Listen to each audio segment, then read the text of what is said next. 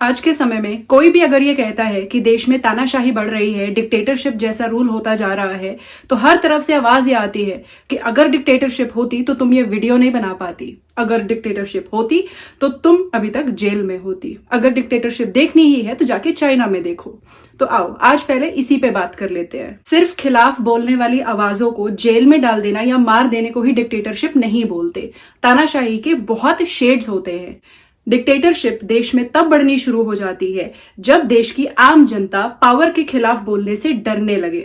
जब लोग अपनी प्रॉब्लम्स को अनोनिमस रह के बताना ज्यादा प्रेफर करें, क्योंकि अगर नाम आ गया तो टारगेट किया जाएगा। आपकी उन चवन्नियों में खरीदे हुए फेक आईडीज के पीछे छुपे हुए उस गैंग से जो इकट्ठा तो बहुत ताकतवर लगता है, लेकिन उनमें से किसी एक में भी हिम्मत नहीं होगी अकेले रह के अपनी बात रखने की। जब मीडिया में सिर्फ उसको जगह मिले जो आपकी भाषा बोले, जो आपकी जी हुजूरी करे, और अगर कोई गिना चुना एक आध रह भी जाए सरकार से सच में सवाल पूछने वाला, तो उसको मजबूर कर दिया जाता है अपनी जॉब से इस्तीफा देने का। डेमोक्रेसी चलती है चेक्स एंड बैलेंसेस से, और वो तब भी खतरे में है जब देश की सारी मशीनरी एक ही भाषा बोले, फिर उसमें चाहे ईडी है, चाहे सीबीआई है, चाहे इलेक्शन कमीशन है। जब देश के सारे फेमस, सारे इन्फ्लुएंशियल लोग, बॉलीवुड एक्टर्स से लेके एथलीट्स तक,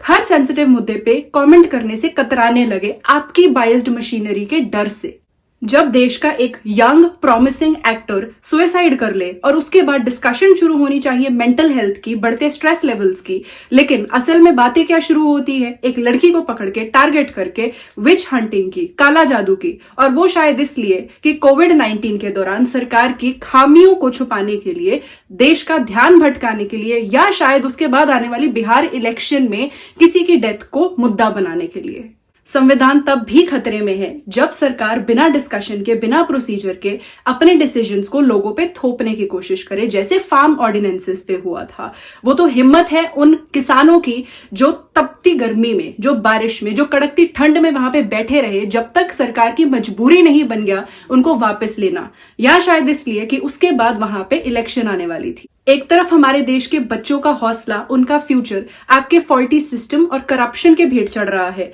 एक तरफ हमारी देश की सिक्योरिटी नफरत और टेररिज्म के भेंट चढ़ रही है, और हमारे प्रधानमंत्री ट्वीट कर रहे हैं कि योगा सेहत के लिए अच्छा होता है। आप ये कहते हैं कि अगर डिक्टेटरशिप देखनी है तो चाइना जाके देखो, लेकिन कहते तो वो भी अपने आप को डेमोक्रेसी है, इलेक्शन तो वहां भी होती है। हाँ, ये बात अलग है कि वहां पे रूलिंग पार्टी के अलावा किसी के पास कोई फेयर चांस ही नहीं है सरकार में आने का, लेकिन ऐसा तो कुछ अभी अभी हमारे देश में भी होके हटा है। सारी ऑपोजिशन को अपनी बायस्ड मशीनरी के थ्रू दबा दिया गया, किसी को जेल में फेंक दिया, किसी के फंड रुकवा दिए, तो कितने जनों की तो नॉमिनेशन ही कैंसिल करवा दी। डिक्टेटरशिप उसे भी कहते हैं जहां ऑब्सेशन हो पावर का, ऑब्सेशन हो कंट्रोल का, और उसके रास्ते में जो भी आए उसको दबा दिया जाए। एक वैसा माहौल जहां पे ऑपोजिशन के किसी भी लीडर, चाहे राहुल गांधी, चाहे केजरीवाल के बारे में अगर निंदा करनी हो तो आप शरेआम कर सकते हैं, मजाक बना सकते हैं, लेकिन जब प्रधानमंत्री की निंदा करनी हो, जब सरकार की निंदा करनी हो, तो डर लगे। जहां मेजॉरिटी को अपने हक में करने के लिए माइनॉरिटी के इतने खिलाफ कर दिया जाए कि किसी को अगर सरकार से घर भी मिल गया तो वहां की आम जनता ही वहां पे विवाद खड़ा कर दे।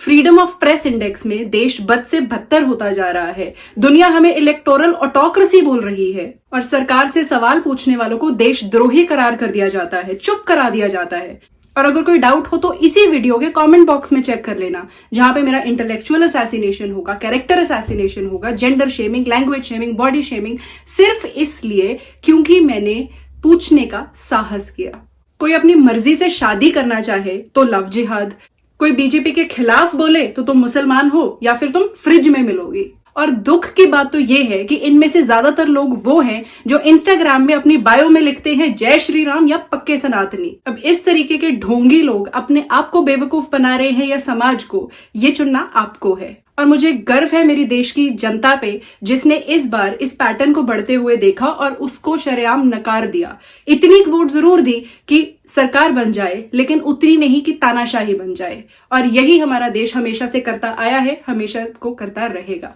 जय हिंद।